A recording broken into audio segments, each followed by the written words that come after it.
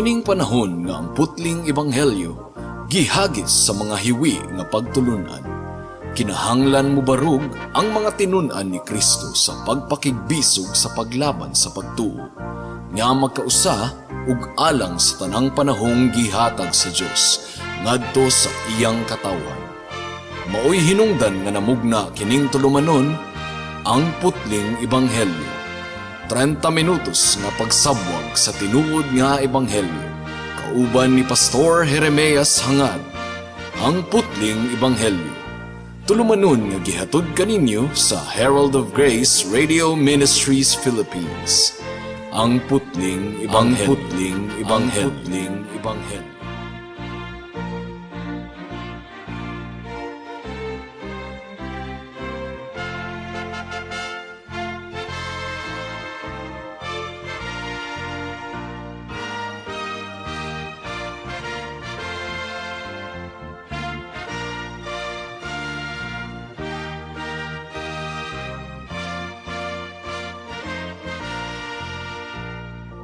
Ang sibya karon usa ka live sermon ni Pastor Jeremias Hangad sa Herald of Grace Covenant Bible Church sa Dakbayan sa Dasmariñas, probinsya sa Cavite. Please turn with me to John chapter 18 verse 10 hanggang sa 11. At ito po ang sabi ng salita ng Panginoon. Pagkatapos si Simon Pedro na may tabak ay hinugot ito at tinaga ang alipin ng pinakapunong pari at tinagpas ang kaniyang kanang tenga. Ang pangalan ng alipin ay Malco. Kaya't sinabi ni Jesus kay Pedro, ibalik mo ang iyong tabak sa kaluban. Hindi ko ba iinuman ang kopang ibinigay sa akin ng Ama? May the Lord bless the proclamation of His word this afternoon. Now, itong mga salitang ito ay binigkas ng ating Panginoon on the night of His betrayal. Ang sinabi ng ating Panginoon, hindi ko ba inuman ang kopang ibinigay sa akin ng Ama? Itong utterance ng ating Panginoon ay nag-i-exhibit malinaw po mga kapatid, mga kaibigan, na siya po ay nagpapasakop sa kalooban ng kaniyang Ama. And what kind of submission it was? It was an absolute submission to the will of the Father. Wala po tayong makikitang resistance on the part of our Lord and Savior Jesus Christ. Itong mga salita na kaniyang binigkas nung gabing iyon ay nakatala po sa banal na kasulatan para po sa ating instruction, sapagkat nag-iwan po siya sa atin ng example according to 1 Peter chapter 2 verse 21 that we should follow His steps. At meron pong dalawang bahagi ang ating pag-aaral sa hapong ito. Una, the steps of the Lord. Ang daan po ng ating Panginoon, submission, pagpapasakop sa kalooban ng Diyos. Pangalawa, the steps of the Christian. And what should be the steps of the Christian? Following the Lord's steps. Sumunod tayo sa lakad ng ating Panginoon. Una, pansinin po natin nasa teksto po natin sa hapong ito, ang sinabi ng ating Panginoon, hindi ko ba inuman ang kopang ibinigay sa akin ng Ama? Mapapansin po natin ang ganap na pagpapasakop ng Diyos sa kalooban ng kaniyang Ama. Now, in another place, for example, Matthew chapter 26 verse 39, please turn there. Ang sabi po dito mga kapatid, mga kaibigan, paglakad pa niya ng malayo, siya'y nagpatira pa at nanalangin na nagsasabi, Ama, kung maaari, lumampas sana sa akin ang kopang ito. Gayon may hindi ang ayon sa ibig ko, kundi ang ayon sa ibig mo. Now, nadugtungan pa po ito sa verse 42, mga kapatid, mga kaibigan. Muli sa ikalawang pagkakataon, umalis siya at nanalangin na nagsasabi, Ama ko, kung hindi maaring lumampas ito, malibang inumin ko ito, ang iyong kalooban ang siyang mangyayari. At sa teksto natin sa hapong ito ay mas mataas yung pitch ng pagsang-ayon ng Diyos at pagpapasakop sa kalooban ng kaniyang Ama. Nakikipag-reason out ang ating Panginoon kay Peter, literally, sapagkat nais na pigilan ni Peter ang pagdakip ng mga hukbo sa ating Panginoong Hesukristo. Humugot po si Peter ng tabak at sinabi ng Panginoon kay Pedro, "The cup that the Father has given me, shall I not drink it?" Nasa puso po ng ating Panginoong Hesukristo ang magpasakop sa kalooban ng kaniyang Ama. At ano ba ang kalooban ng Ama ng Diyos? Na siya po ay magdusa doon sa cross ng Kalbaryo. Kung tatakasan po niya ang kalooban ng Ama na magdusa doon sa cross ng Kalbaryo, mapapasinungalingan ang banal na kasulatan. And that would mean renouncing His own purpose. Ano ba ang purpose ng ating Panginoon sa kanyang pagpunta dito sa mundo? To seek and to save the lost. He came to save His people from their sin. Now, kung tatakasan ng Panginoon ang kopa na inihanda ng Ama sa Kanya, and that would mean abandoning His work of salvation. That would mean contradicting the will of the Father. Na barabang nakikipag-reason out ang ating Panginoon kay Pedro. At sinasabi ng ating Panginoon, itinalaga ng Ama ang kopang ito. Siya ang nag-mix nito, siya po ang naghanda nito. Ang pait ng kopang ito, alam ng Ama, ang bawat patak ng kopa na ito. At ngayon inihahain niya upang inumin ko. Hindi ko ba ito iinumin, Pedro? At kung ang layunin ng Ama at ang aking layunin sa pagpunta dito sa mundo ay marirealize, kailangang inumin itong kopang ito. That was the argument of Jesus Christ given to the Apostle Peter, sapagkat handa si Pedro na pigilin ang pagdakip ng ating Panginoon. Ito po yung kopa na inihanda ng Ama na kailangang inumin ng ating Panginoong Hesukristo hanggang sa pinakahuling patak upang bilhin ang katubusan sa maraming mga tao. It was a cup of redemption, but at the same time, it was a cup of glory upang maihanda ang mga tao ng Diyos para sa hapag doon sa bagong langit at bagong lupa. And so the question actually is rhetorical at merong iisang kasagutan lamang. Talagang iinumin ito ng ating Panginoon sapagkat absolute ang kanyang submission sa kalooban ng kaniyang Ama. The cup which my Father has given me, shall I not drink it? And then we read what comes after. Talagang ininom ito ng ating Panginoon hanggang sa pinakahuling patak. At ang patak na yon ay napakapait, mga kapatid, mga kaibigan, sapagkat ang tawag po ng banal na kasulatan sa kopa na yon ay kopa ng pagdadalamhati, the cup of sorrow.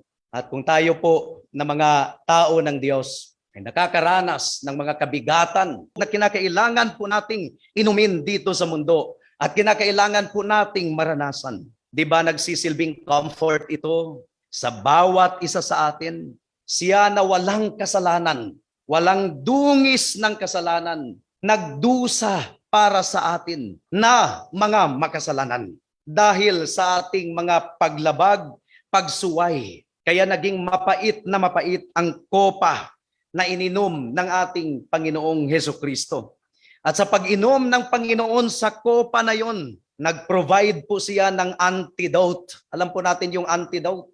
Meron pong toxic material or poisonous material na accidentally na inom po natin. At kailangang painumin kaagad tayo ng antidote para labanan ang poison, ang toxin na accidentally nainom po natin. But we are not talking about chemicals here, mga kapatid, mga kaibigan. It's the poison of sin that has made our condition spiritually dead in the sight of God. Ang kopa na ininom ng ating Panginoon being the representative of His people, being the federal head of His people, ay nag-provide po ng antidote sa poison ng kasalanan na pumatay sa lahat ng mga tao ng Diyos. At ano po ang nag-udyok ng ating Panginoon upang inumin niya ang saro? Ang nag-udyok po sa Kanya ay ang Kaniyang pag-ibig na hindi masukat. Romans chapter 5 verse 8, subalit pinatutunayan ng Diyos ang Kaniyang pag-ibig sa atin, na noong tayo'y mga makasalanan pa, si Kristo ay namatay para sa atin. Kaya tinanggal tayo ng Panginoon mula sa panganib.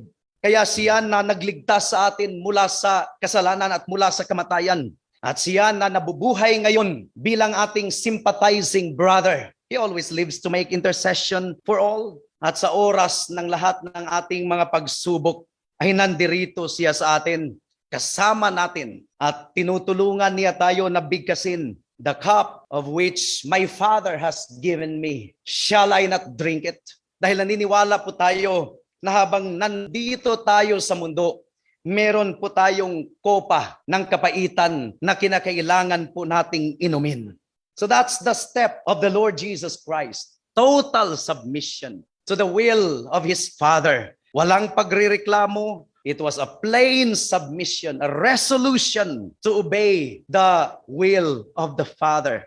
And that leads us to the second point of our meditation this afternoon. Ano ang sinasabi nito para sa atin? Ano ba ang step ng mga Kristiyano, ng mga mananampalataya na dapat nating tahakin? Ang sinasabi po ng 1 Peter chapter 2 verse 21, please turn there.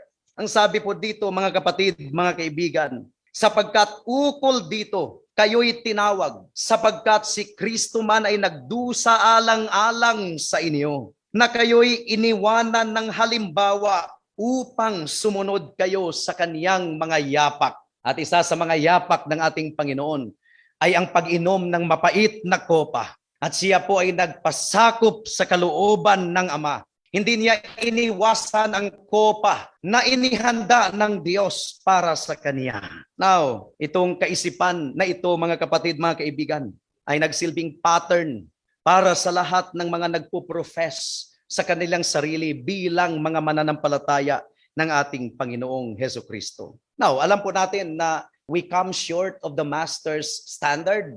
Alam po natin, pero ito po yung aim po natin. Total submission to the will of God. Itong determination na gusto natin ang ating kalooban, ang ating masunod. At gusto nating gawin ang ating nais rather than the will of God. Ito ang pinaka-source ng sorrow dito sa mundo. Pero yung habit na ilatag natin ang ating mga plano sa ating Panginoon, magpasakop tayo sa kanyang kalooban at hilingin po natin sa kanyang kalakasan upang tanggapin po natin ang portion na kanyang inihanda para sa bawat isa sa atin. Ito po ay isa sa mga sikreto ng kapayapaan sa ating puso. Ang tao ay kumikilos sa natatanging karunungan kung natututunan po niyang sabihin sa kanyang paglalakbay dito sa mundo. Kung natutunan niyang sabihin sa Panginoon, Lord, ano man ang kalooban mo para sa buhay ko, maging sa araw na ito, saan mo man ako dadalhin, ano man ang ipapagawa mo sa akin, hindi ang aking kalooban ang masusunod, kundi ang kalooban mo, O Panginoon. Ito po yung tao na ang kaisipan po niya ay kaisipan ng ating Panginoong Hesukristo. Sa pamamagitan ng tinatawag na self-will, si Adam at saka si Eve ay nahulog sa kasalanan. At yung kanilang self-will ang nagdudulot ng kasalanan and misery dito sa mundo. Kaya kung tayo ay naging mananampalataya sa ating Panginoon, ang ating pagpapasakop sa ating kalooban, sa kalooban ng ating Diyos, yan po ang pinaka-best preparation para makasama natin siya sa buhay na walang hanggan, sa bagong langit at bagong lupa.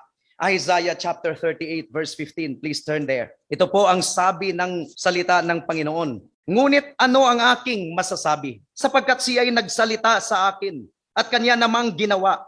Lahat ng tulog ko ay nakatakas dahil sa paghihirap ng aking kaluluwa.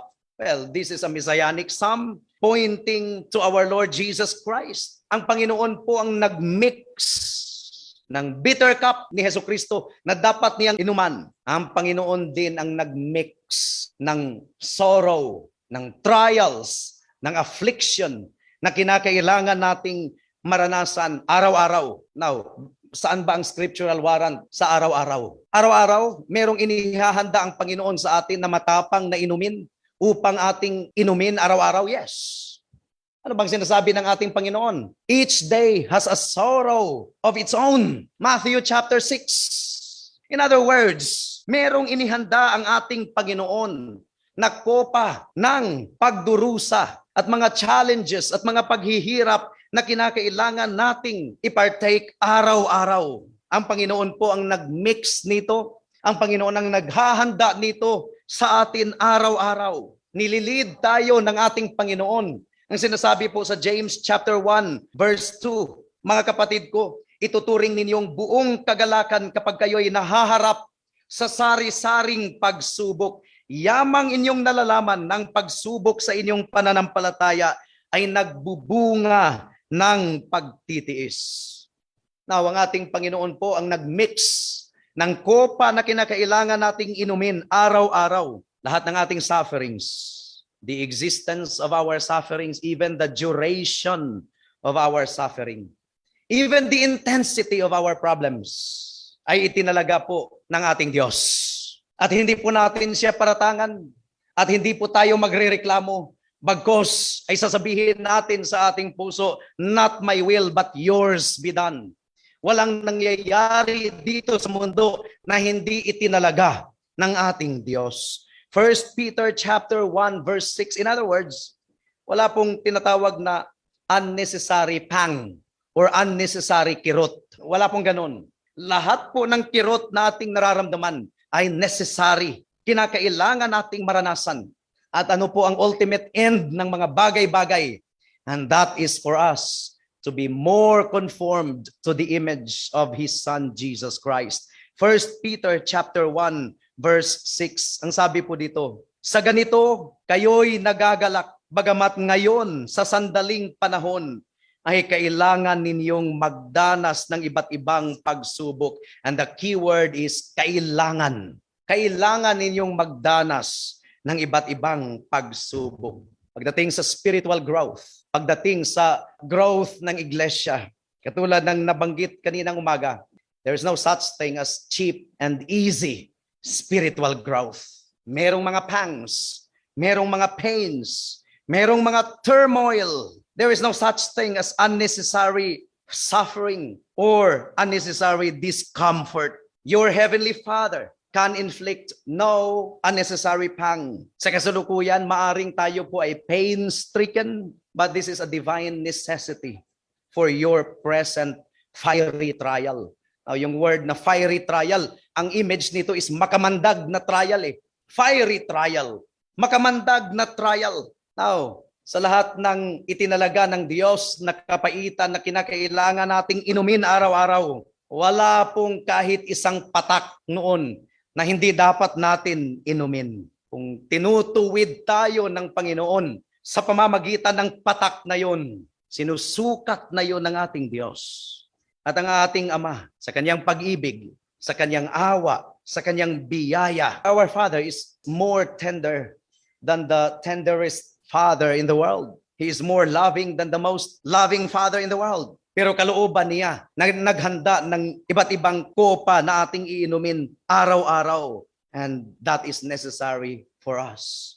Sinusukat ito ng ating Panginoon. Mini-measure ito ng ating Panginoon. Kaya mapalad ang isang tao kung siya po ay makakapagsalita sa kanyang kalooban. Ang kopa na inihahanda ng Diyos sa akin sa araw na ito, shall I resent it? Shall I not drink it? Sa oras ng ating distress, sa oras ng ating discomfort.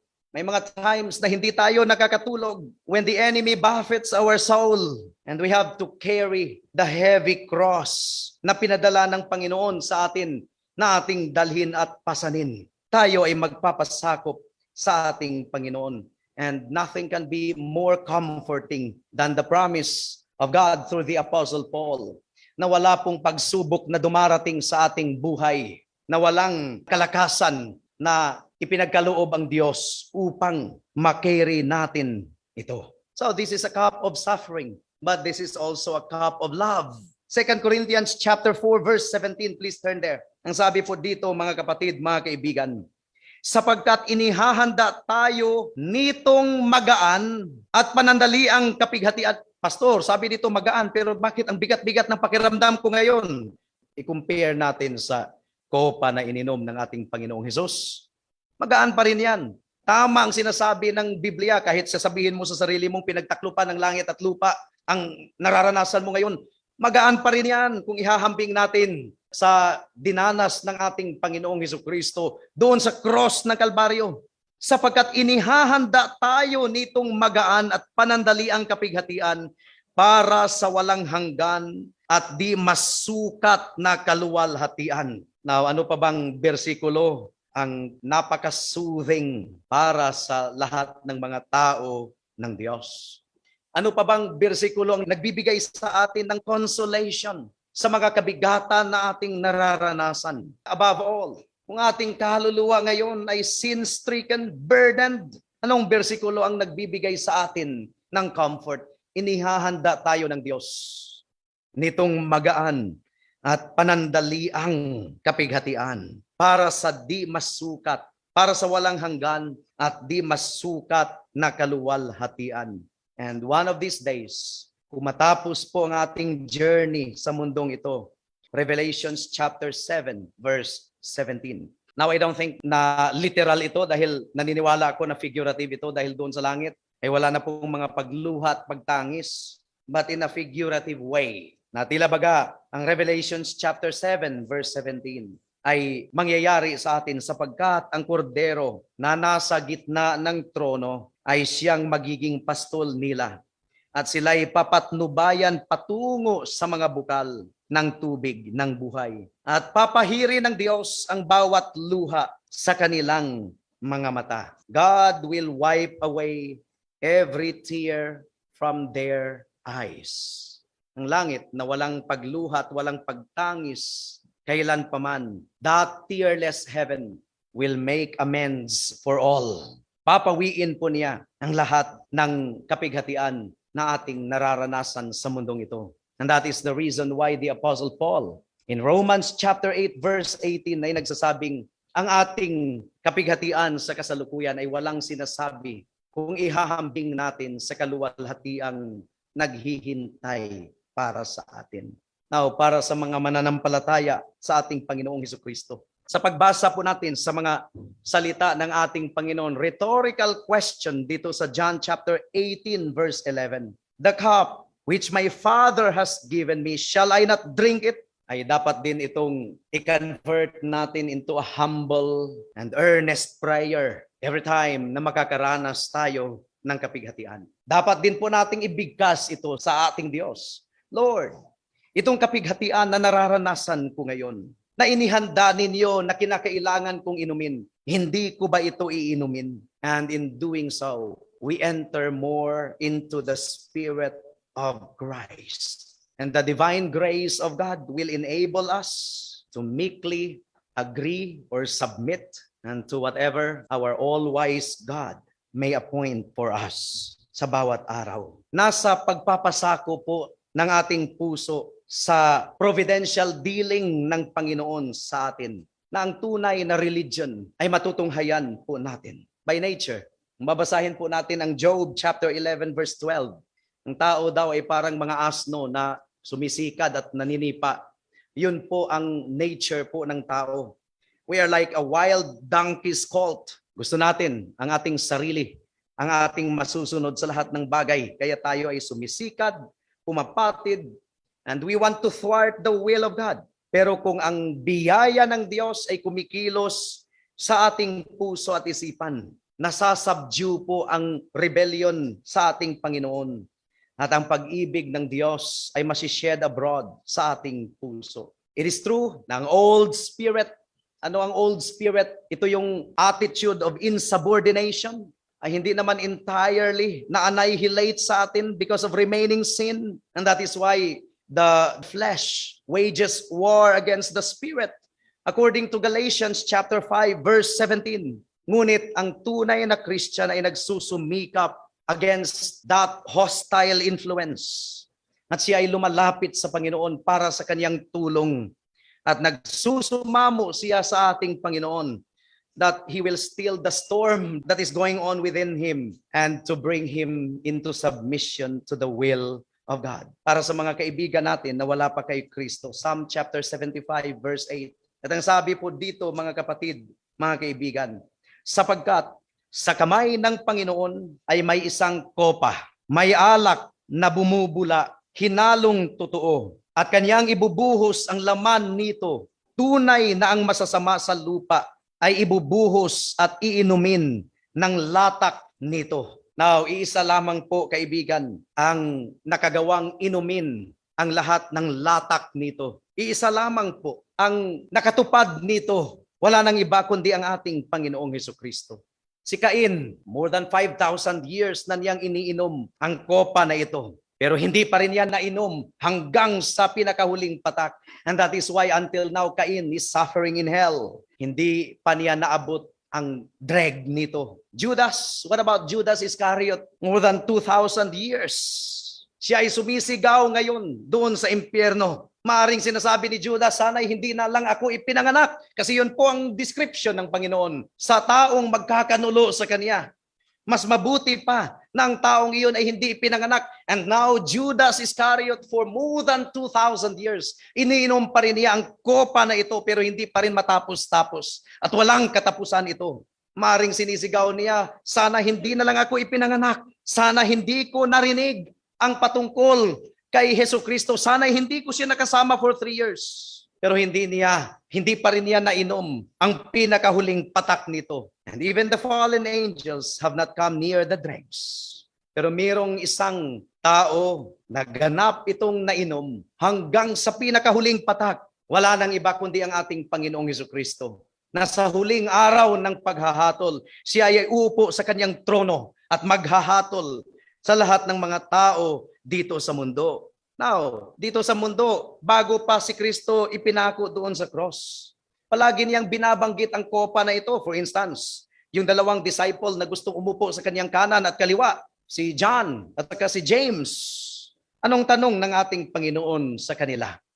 Are you able to drink the cup that I shall drink of? Kaya ang tanong ng Panginoon kay Peter, the cup which my Father has given me, shall I not drink it? Nakita ng lahat. Nakita pati ng mga anghel na ininom ng ating Panginoon ang kopa ng pagdurusa doon sa cross ng Kalbaryo. Mapait na mapait ito. Kaya bago pa nangyari, sabi ng ating Panginoon, my heart is deeply troubled. My soul is exceedingly sorrowful. Yun ang sinabi ng ating Panginoon doon sa Garden of Gethsemane, even unto death. Nanginginig, nagsastagger ang anak ng Diyos. Habang hawak na hawak niya ang kopa ng pagdurusa na ito. At doon sa cross ng Kalbaryo, he drank it all. And I suppose those 3 hours of darkness, ito yung time na talagang nilunok ng ating Panginoon ang lahat ng laman ng kopa ng puot at galit ng Diyos dahil sa kasalanan ng mga tao to the point na siya ay sumigaw, my God, why have you forsaken me? Pero kaibigan, hindi doon nagwawakas ang kwento. Dahil sa pag-inom ng ating Panginoon sa pinakahuling patak, sumigaw siya, it is finished. Natapos na. Natapos na. The great transaction of redemption is finished. Ang katubusan ay natapos na. Ang galit ng Ama ay napawi na sa pamamagitan ng dugo ng ating Panginoong Hesukristo. Ininom ni Kristo ang kopa bilang substitute sa kasalanan ng mga taong hinirang niya na hindi mabilang, na binigay sa kanya ng Ama. And thereby, pinalaya niya ang lahat ng kanyang mga tao mula sa puot na darating. Pinalaya niya ang kanyang mga tao mula sa hindi masukat na terror ng ating Diyos. Puot ng ating Diyos na ibubuhos niya sa huling araw. Kaibigan, kung hindi mo ipagkatiwalang kaluluwa mo kay Kristo na uminom ng kopa ng puot ng Diyos on behalf of sinners like you and me, darating ang panahon, ikaw ang iinom nito. But eternity is not enough for you to consume the entire cup of wrath of God because of your sin. Nag-iipon ka ngayon ng laman ng kopa na ibubuhos ng Diyos sa araw ng paghahatol. And eternity is not enough for you to drink the entire content of the wrath of God. Now, come to think about it.